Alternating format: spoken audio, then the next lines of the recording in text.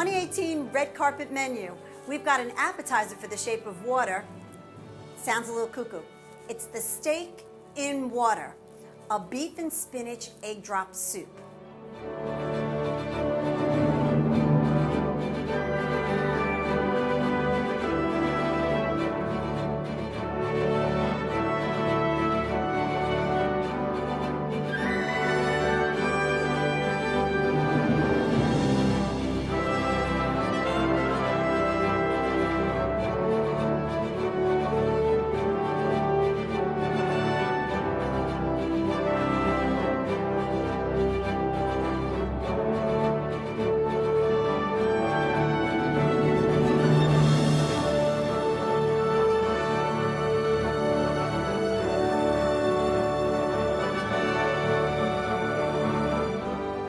It's clear to me that that creature was more man than he was fish. So I didn't want to add fish to a soup. I wanted to go beef.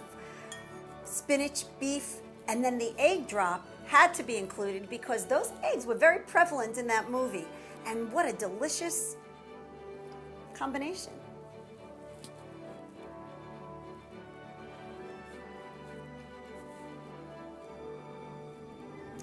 This soup is gonna bowl you over.